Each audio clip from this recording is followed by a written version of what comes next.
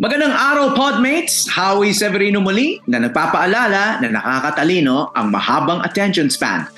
Ang guest natin ngayon ay may napakahirap na trabaho, si Undersecretary Jeffrey D., the Undersecretary at the Department of Information and Communications Technology na may malawak na mandate. But it includes cybersecurity and protecting our government technology infrastructure from hacking, which has already happened at an alarming pace.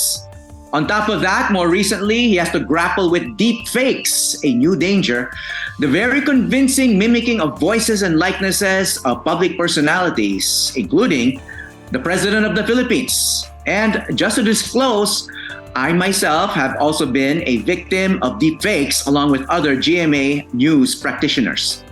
Magandang araw sa inyo, Undersecretary Jeffrey D. Magandang araw sa iyo, Howie, at sa lahat na nakikinig at nanonood ng iyong podcast. You're right. Maraming GMA personalities and talents and also ABS-CBN talents. Yeah, well, it's a global phenomenon now, Yusek, no? But we're small fry kaming mga news personalities compared to the president, of course. So let's start off with the deepfake of the president. This is just a couple of weeks ago, no? His fake voice was calling on the armed forces to take action against a foreign country na deactivate na yung video na to, no? Hindi na kumakalat, hindi na mapapanood, no? But of course we know it will not be the last attempt. Walk us back to that incident, Yusek, no? How did you find out about it, and what was your reaction and the reaction of your department, which is supposed to prevent that and address those kinds of issues? So we have tools that actually scours the internet about whatever is happening. If somebody is shouting out to assassinate, for example, a very important personality like our president, we actually have a monitoring system for that. So in this particular instance, nasa isang grupo kami with the Presidential Communications Office and BI, and the intelligence apparatus. And then on that weekend, we monitored a vlogger who was saying na may nakita siyang video. May narinig na ito na nga, pinaghahanda na ng ating Pangulo daw ang armed forces upang mag-retaliate doon sa neighbor natin sa West Philippine Sea. Now, we know for a fact as senior government officials that any type of policy statement to that effect should have at least went through vetting process. So, nagtanungan kami and we realized that no, it's fake. Hindi naman siya 100% copy ng boses ng presidente, but for those who only hears the president from the news, medyo pasado na. It really sounded like him. So Yusek, nabalitaan nyo tong deepfake ng Pangulo from a vlogger who believed it to be true. Naniwala siya. Well, at least that's the story, no? Kasi ang kasunod nun is we preempted its spreading out kasi lumalabas na eh. So we asked YouTube and Facebook to stop its spread. YouTube naman, in 24 hours, they killed the channel, and every time that video resurfaces, they use AI also. So it's AI fighting AI. They use AI also to detect if that video resurfaces. They don't delete it, but they stop it. Nagiging private agad yung setting para hindi makita ng publiko. It was not prevalent sa Facebook, but we also called Meta, and Meta said that they are also monitoring just in case the link appeared there. In broad strokes, we were successful because marami in the first few days hinahanap yung video. After pumutok sa news, hindi siya mahanap nga dahil it was a cat and mouse thing, Lalabas for a few minutes or even an hour, tapos ma-detect ng AI ng YouTube, papatayin siya, ipa-private, i-restrict agad yung viewing. So I think we were successful in making sure that it did not spread out up to the point, of course, that we already informed the public that there was the existence of this video, so that kung mapanood mo man, you are already armed na hindi talaga sinabi yun ng ating mahal na Pangulo.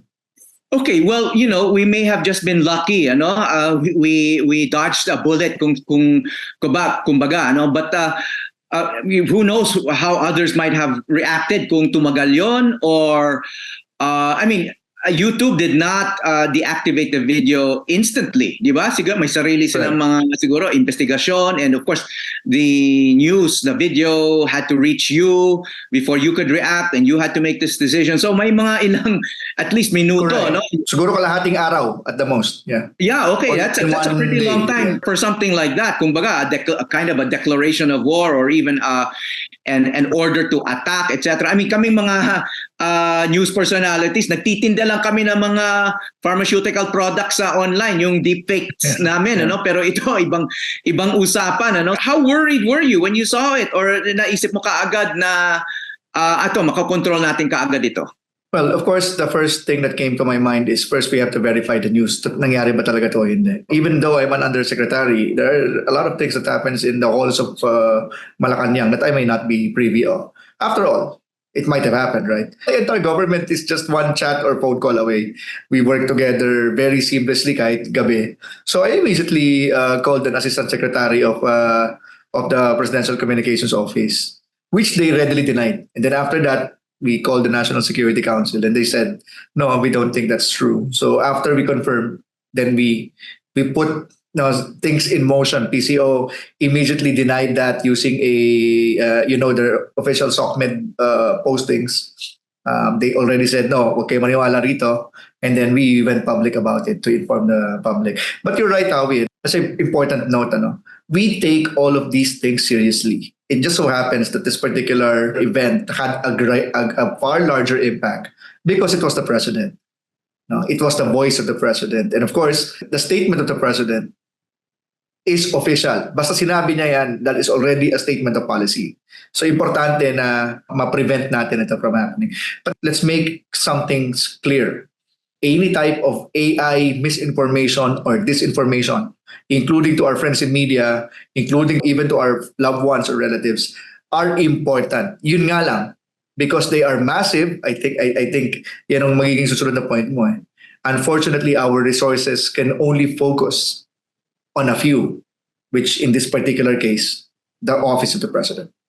Of course, Yusek, no, the flip side of this is kung sa susunod na okasyon na may sasabihin ang Pangulo na importante, baka wala nang maniwala, no? Kasi it could be something very urgent that's real, but because nakaranas na tayo ng deepfake, baka yun na nga, parang boy who cried wolf, no? Yan ang isang posibleng effect nito mga deepfake na to. That is correct, Howie. So ang dito actually papasok yung importansya ng institusyon.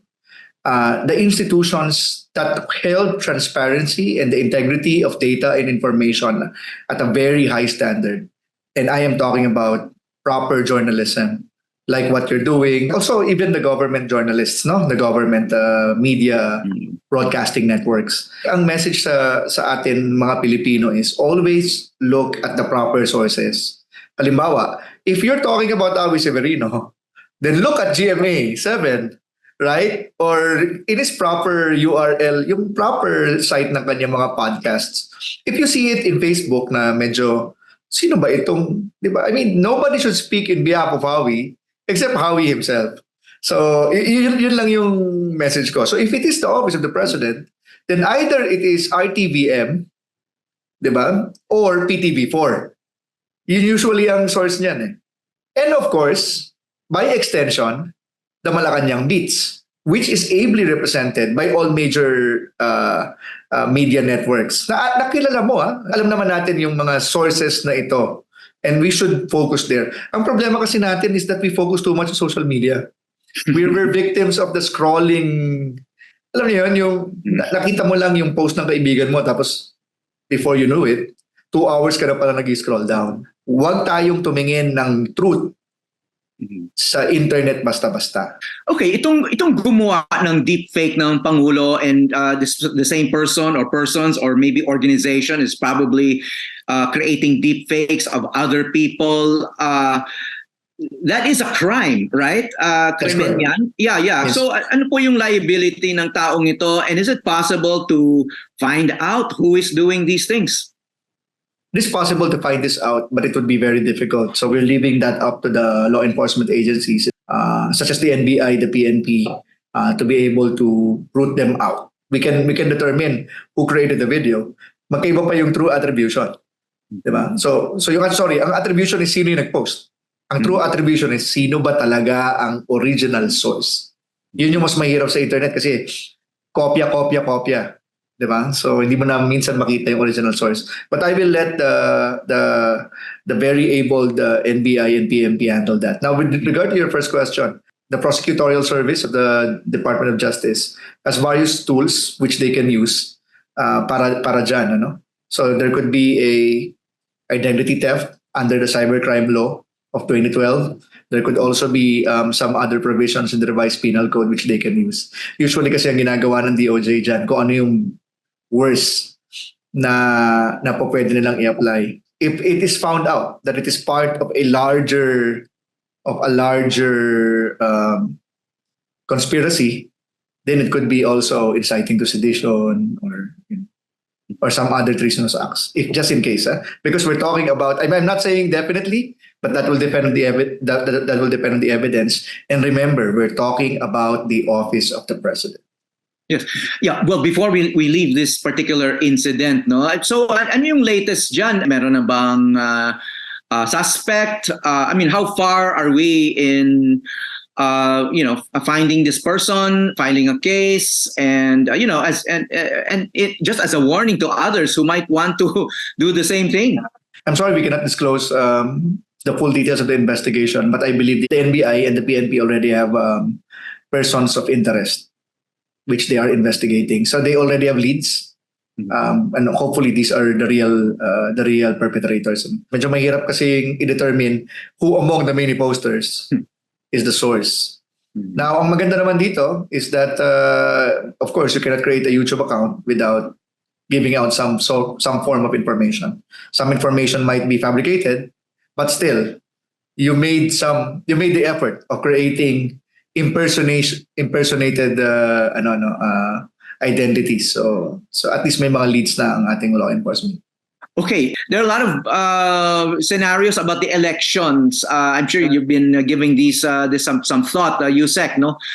Ano ba yung mga scenarios na nakikita natin for disinformation, deepfakes that will try to influence the elections? I'll just give you a hypothetical scary thought.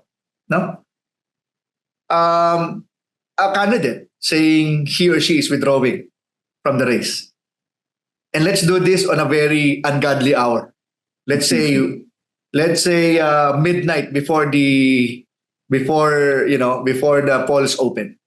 So meron ka ng you have very little time to actually verify the information. And you know how chismis runs, no? It's even faster than the news. Actually, that's how disinformation works. Disinformation doesn't work in the long term. It doesn't. Kasi in the long term, may mga lalabas na ng mga analysts, may mga lalabas na ng mga, who has the mental fortitude to actually say, mali yan. Pero it works kapag ka mabilisan. When we're talking about hours before the actual polls, that's how it works. Another thing is, magsabi ang isang kandidato laban sa kabilang kandidato na talagang magbabackfire sa kanya. Very lewd, very wrong statements that even questions the morality of that, the ethical and moral principles of that candidate. Pero actually hindi niya ginawa yun. Diba? Pinapalabas niya lang na tinitira niya yung kabila. Pero hindi siya gumawa. Diba? Yung sinasabi mo kanina, Howie. O pwede kasi hindi totoo pero maniwala ka na eh. At hindi lang yun. Kahit i-deny niya, diba? The other would say, syempre, dinideny mo kasi nag-backfire eh. Diba? Nagkikreate ka ngayon ng scenario na lose-lose situation for that particular candidate. So, we're thinking in advance about this. That's why in social media, we're talking to Facebook, we're talking to YouTube. And according to them, by May, they will be launching an AI labeling scheme. Kumbaga, kapag ka AI generated yung video or yung audio, they said, they will also use AI to fight AI. So may lalabas doon na probable AI generated or probably edited. So are we expecting it anytime soon or did they give a date? I think sabi na by mga 3rd week to 4th week of May. Okay. Nauna yung Facebook, hahabol yung YouTube. Mm. Okay, well so far we've been discussing deepfake videos, no, yung likeness ng tao, yung mukha ng yung pangulo or other personalities with their voice saying something they didn't say, but may mga nababasa ako na yung next generation, yung audio lang, no? Audio deepfakes Yes. na magkakaroon ng robocalls, may Robocalls, yes, tatawag correct. sa ating mga mobile, sounding like somebody we know, sounding like somebody in the news, Correct. etc. No? So ibang klaseng creature ito, Yusek. That's correct. Now, we're already monitoring this abroad kasi if it happens abroad, it's not far off na mangyari sa Pilipinas. So now we're talking about cybercrime, hindi na cybersecurity, cybercrime. Ang crime kasi is actually an enterprise. Usually, may gumagawa ng tool, binibenta niya. At kapag ka naging madali na para sa lahat na gawin yon, then it becomes a common crime. Sa ngayon, hindi pa siya common. But it already happened in the United States. It already happened in Europe. And just recently, it happened in Hong Kong, where somebody in a voice call, in a conference call of C-level executives, they thought they were talking to their CEO. And the CEO ordered a transfer of money in the millions of dollars. They did it. Yung pala, in that particular conference call, wala yung CEO. It was a robocall. So yes, this already happened in other areas. And so we are expecting that this will also happen sa Pilipinas. Yung mga tools na yan, pag nahawakan ng mga kriminal, pwede nang gamitin sa Pilipinas. But so far, Yusek, wala pa kayo nababalitaan sa Pilipinas na nagaganap ng okay. Wala pa, pero ito yung very concerning. Pansinin niyo kahit sa Facebook may nakikita na kayong mga jokes na AI generated where our past presidents are discussing with each other. They were even singing. Now, notice how easy it was to do. They can do like once every 2 days. Every other day they do that. Plus, pwede na mag-Pilipino. Taglish. Conversational Taglish na yung AI. So, ito yung nakakatakot kasi that means yung culture mo kaya na niyang i-assimilate and therefore it becomes conversational. Therefore, mas mahirap na siyang ma-detect. Okay, may mga kongresista and other political personalities, they're advocating now for legislation against deepfakes. Do we need a law? I mean, sabi nyo nga, krimen na to, no? Yung mimicking the president and having him say false things, no? Krimen na yan, obviously. So kailangan ba natin ng legislation dito? Yes, we do. Let's put this recent deepfake event into perspective. Yung nangyari dito, di ba, hinahanapan natin ng kaso. Maghahanap tayo sa revised penal code, ano ba to, identity theft, etc. Because technically speaking, walang nagsasabi na krimen yung kumopya ka na mismo. Wala eh. So if we can criminalize that particular act by itself, di ba, hindi mo na kailangan ng intent. Hindi mo kailangan ng intent ng conspiracy, for example, to call for conspiracy to perform seditious acts, for example. The very act of creating an AI copy of somebody's voice. Dapat yun, bawal na kasi assuming na hindi nga yun for evil intent. Pero pag may nakakuha naman, di ba? Pwede niyang i-splice and pwede na siyang gumawa ng replicas or some other product out of that copied voice and copied video. Of course, I'm not saying we should. I'm just saying that this debate should be at the forefront of the discussions with legislators vis-a-vis our right against freedom, our right on freedom of expression. Ako personal ko na ito, Howie, hindi naman ako for censorship. Pero dapat inform ang publiko. Dapat alam niya, AI ito So, you understand what I'm trying to say. So yun lang yung kailangan i-balance eh. And to be honest, I don't envy the discourse that is going to happen in Congress. In fact, Howie, marami ng bills na nandoon na-predict na ito ng ating mga kongresista as far as 2 years ago. Merong bill to expand the powers of MTRCB to censor even yung mga streaming media and social media against disinformation and misinformation. Ngayon nga lang, naging one up yung ante. Kasi ngayon, hindi na siya disinformation lang eh. Kinopya talaga eh. Talagang kinuha yung boses at saka yung itsura para magmukhang ikaw. Pero hindi naman talaga ikaw yun. Well, okay. Well, that's kind of reassuring na may ganitong conversations na in our political sphere before it gets out of hand, no? I mean, sabi niyo nga may serious damage na nagaganap even in the corporate world in other countries, other places. Pero sa atin mukhang wala pang mga ganong klaseng incidents. So there's a way of creating more guardrails before that happens, no? In the meantime, alam ko, Yusek, you've also been preoccupied with the hacking of some government websites, no? So that's already a current problem, no? And in previous interviews, you've said that some of these hacking attacks, for certain that they came from China, not necessarily the Chinese government, but from Chinese hackers, networks in China. Can you share any updates about that? Maybe some more investigations or information about these hacking attacks on government tech infrastructure? Yes, Howie. So last February, there was we monitored a spyware, no, which is spying on the access credentials of our government mail exchange systems. This actually happened the same time that Google and Microsoft was being attacked in the United States. Nagkataon kasi that our government mail exchange system is housed in Google. So I think they used the same attack to encroach into our government mail systems. We immediately responded to it. It was like a cat and mouse game. Palagi naman ganyan pagdating sa cybersecurity. But we managed to get it under control. And you're right, no? May tinatawag kasi kami sa hacking world na TTP, yung tactics, techniques, and procedures. The tactics, techniques, and procedures employed seems to belong to advanced persistent threats associated with Chinese APTs. Again, you're right. We're not saying it's the Chinese government, but they are well-known Chinese APTs, which even China in their database says this looks like criminals within that frames that. Yusek, no, you clarified that you're not saying that this is the Chinese government doing these cyber attacks, no. However, can we expect at least the Chinese government to help us, the Philippine government track down whatever is orchestrating, engineering these attacks from China? As in the spirit of maybe friendship or diplomacy, tinutulungan ba tayo? Are they offering to cooperate, to help the Philippine government in tracking down these people who are doing it?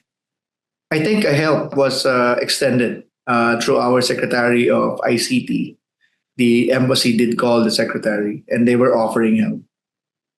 In terms of concrete help or how this can be done, we need to churn that out. May mga computer emergency response teams na inter-country and we usually communicate. For example, we communicate with Japan. We even communicate with the computer emergency response team of Taiwan, Australia, etc. We don't have that particular setup with the Chinese. Mm-hmm. So with the Chinese, what we usually do is we escalate it to the Asia Pacific Computer Emergency Response Team Consortium, and then we get the response from them.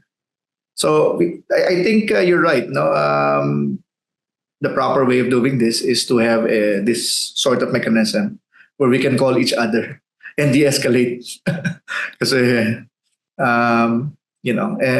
this is a very sophisticated attack, and we wouldn't have known it without the assistance also from the private sector. I'm very thankful also to the private sector and also to our other nationalists.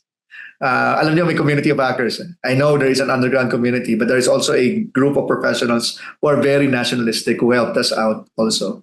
Parang mga white hat hackers. Professional white hackers who helps us. So there are underground people who hacks the government, but there are also other people who helps governments. Good to have allies like that, no? Well, I want to ask you about TikTok, Yusek, no? Because in the United States, yung public conversation there, at least in some congressional government circles, is ibaban ba yung TikTok, no? Or i-regulate ba, i-restrict ang access halimbawa ng government mobile phones to TikTok, or even ban it altogether, as has happened in some other countries, because supposedly control over control over TikTok can be traced to Chinese companies, no? Na hanggang ngayon medyo malabo pa kung ano talaga yung involvement ng China sa TikTok, no? But kayo ba? I mean, do you think TikTok is a security risk, and should there be some kind of restriction over its use? Should the Philippine government be considering even banning TikTok? You know, we're one of the biggest TikTok users in the world. Yeah. First things first, there is no discussion in banning TikTok for the entire Philippines. None. Yun lang gusto ko i-clarify. However, there is discussion regarding the use of TikTok as official social media platform for government agencies. Okay, so you can allay that fear. There is no discussion yet whether we will ban TikTok for the public. Ang diskusyon ngayon sa gobyerno is it enough or is it right to use TikTok as a government communications platform? Kasi kung papansinin ninyo, karamihan sa nasa loob ng TikTok is informal. And the problem with being informal is that sometimes when you're too relaxed and comfortable discussing, and I know you know this, Howie, because that's what journalists try to do, no? You make us comfortable. So para may scoop, di ba? Para may masabi kami na hindi namin dapat sabihin. Yan yung nangyayari kapag ka-informal. And so that discussion is revolving around that. And of course, we're also talking about yung ownership structures nga. But our position in the ICT is that this particular problem is not only TikTok, but extends to other applications as well. For example, we also would like to call out Telegram. Because why is it that most of the hacking incidents, the leaks, are being released by Telegram? It's not, I'm just stating out a fact. It's not Viber, it's not Messenger, right? It's not Signal. It's always Telegram. Look at almost all the hacks, not only here, but also worldwide. So this particular, also we're calling out Facebook. I've already called Claire, the Meta country director here, and I told her that, that Messenger is also being used for, Facebook Marketplace is being used for prostitution. And so we would like to control that as well. So we are calling out any type of application that is being used for illegal, either for illicit activities or for certain activities which we think is not appropriate. So yes, there is discussion in TikTok. I don't want to preempt the discussion. I'm sorry, Howie, but we have to be statesman also, and we have to respect also the opinion, especially of the other government officials who wanted TikTok banned, at least as a government platform. So we're having that discussion. But for the public, of course, you can still use it. May alam ka na bago, that also goes for Telegram. Kasi nga, it's being used by hackers. We also know that the API of Telegram is exposed. So maybe Telegram should also not be used by government officials. That discussion is also on the table. Well, okay, thank you for bringing up messaging platforms, kasi a big part of the population are also using messaging platforms to communicate. And sabi nyo nga, not all of these are they're not all equally secure, or they may be all equally insecure. But I'm just wondering, are there particular messaging platforms that you would recommend as kung may some people are considering the various options now? There's Messenger, there's Telegram, there's WhatsApp, there's Viber. I mean, many of us are on multiple messaging platforms, but if there was something that we would want to keep secure, or there's a messaging platform that we can trust, would you be at liberty to say, Yusek? No, mahirap na baka i-call out ako. Pero ang sabihin ko na lang is that, like I said, na yung hackers are using Telegram more often. That's one, no? We know also for a fact that there was a leak of keys that happened in WhatsApp, but that was like last year or 2 years ago. WhatsApp said that they already fixed it. The same goes true for Facebook Messenger. In terms of technical capabilities, the iMessage of iPhone has very strong encryption, at pinagmamalaki nila that they haven't surrendered their keys to any government agency or any government law enforcement. So that's very reassuring. But however, iMessage is only secure if it is iPhone to iPhone communication. Kasi kapag ka iPhone to Android, the security cannot be guaranteed. No? So those are some of my technical assessments for the public out there. I want to pivot a little bit, no? Kasi nga, you in a previous interview, you've talked about the drastic shortage of cybersecurity professionals in the Philippines, no? considering the kind of threats that we're facing today and the kind of scenarios that you outlined for the future. It's not just government who will need cybersecurity professionals. Of course, the private sector, academia, everyone will be needing it. Is there a way to encourage more talented, patriotic Filipinos to go into cybersecurity to protect the country? So that's the type of behavior we're nudging the industry towards. For example, just last week, Friday, we had a launching of Hack for Gov, which is actually a government-sponsored hackathon. So yeah, nagbago na tayo. Meron tayong hackathon. No? We're inviting college students to form teams of 4. We provide a box where they can safely experiment with, and those with the highest points, which means the number of flags they captured, wins. And hindi lang ito humihinto rito. We're doing this the entire year.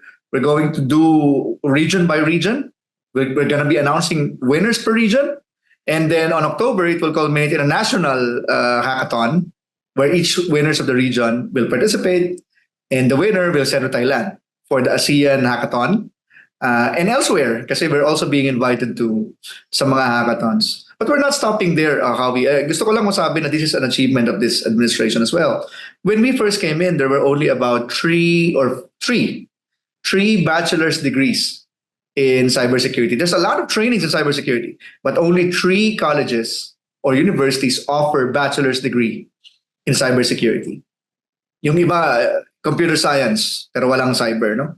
But now there are more than 10, which means that there is now a growing number of bachelor's degree or higher education institutions that are offering cybersecurity. Hindi ko na kinakount yung masters. Masters is not really technical, no? It's more about going towards the philosophy of things, managing things, right? So we really wanted to drill in to the technical. That's why we're counting the bachelor's degrees.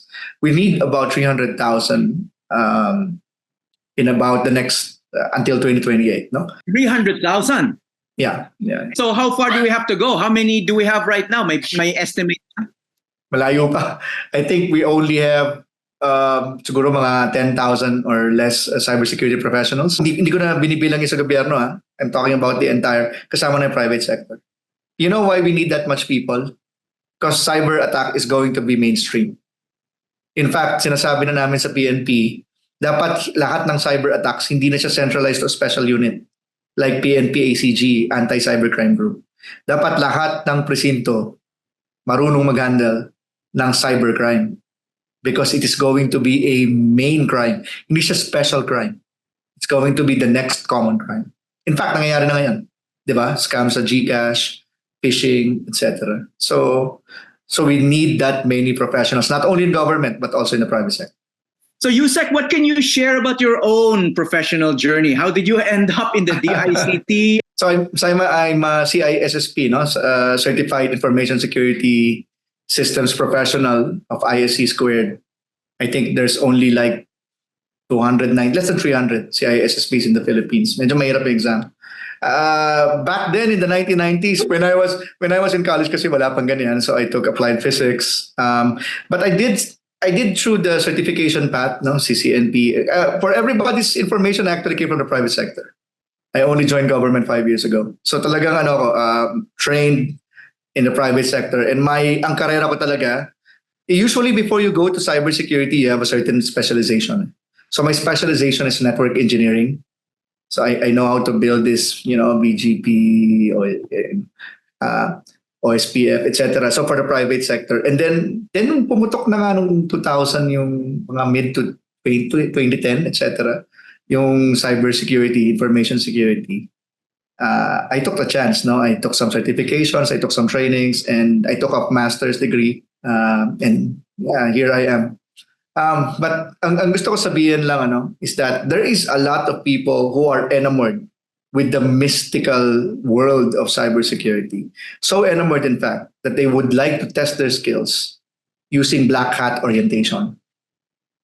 Ito po sasabihin ko sa inyo, madaling gumamit ng tools pang-hack at i-hack ang isang government agency para sumikat ka. Ang mas mahirap maging ethical about it. It's like firing a gun. It's easy to buy one illegal gun, fire it, be very good at it. But being a law enforcer, being in the military, for example, who can fire your weapon at appropriate times only, Perhaps never in your life. Pang training lang.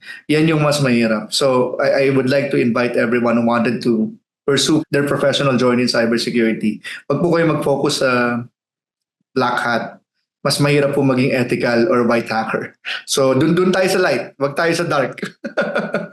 Wise advice, Yusek. So I just want to ask, as a final question, your department, the Department of Information and Communications Technology, is one of the newer departments in government. No, ano yung priorities and main concerns ninyo as a department? So, ang priorities natin is to build the infrastructure. So if you look at layers, no, bago ka pumunta sa application, which is yung eGov namin, nandiyan na yung eGov app, I'm sure you've heard of it, the national ID, nasa tuktok yan eh. Sa gitna niyan, data centers. Diba? So kung paano mo magagawa yung application kung wala kayong gitna, which is data. So makikita mo ngayon yung priority namin. We wanted to go to the upper layer, which is how to make government efficient by providing a citizens app so that ang bawat isang Pilipino hindi na pipila. Meron na silang app para mag-transact sa government. Pero before ka umabot doon, you need data management, data centers, and then you need connectivity. Right? So ayan na, makikita mo na yung priority. Connectivity is infrastructure. Make no mistake about it. Internet is very physical. Cable, wireless access points, etc. And so we're doing all of that. Plus, of course, kung lahat ng ito gawa na, dalawa naman ngayon na natitira. Training para magamit mo, so upskilling. And security para alam mo you trust using that application so that you trust that you can use the services being offered you in the internet. So yun na, binanggit ko na yung 5 priority namin. So eGov application or the Citizens app, data management, the infrastructure or connectivity, then supported by upskilling and cybersecurity. Okay, this has been very enlightening, Yusek. We want to thank you for your service and for shedding light on these very urgent problems, of deepfakes and hacking, etc. Undersecretary Jeffrey D. of the Department of Information and Communications Technology, maraming salamat po. Mabuhay po kayo. Maraming salamat, Howie, sa lahat ng nakikinig. Maraming salamat. Hi, I'm Howie Severino. Check out the Howie Severino Podcast. New episodes will stream every Thursday. Listen for free on Spotify, Apple Podcasts, Google Podcasts, and other platforms.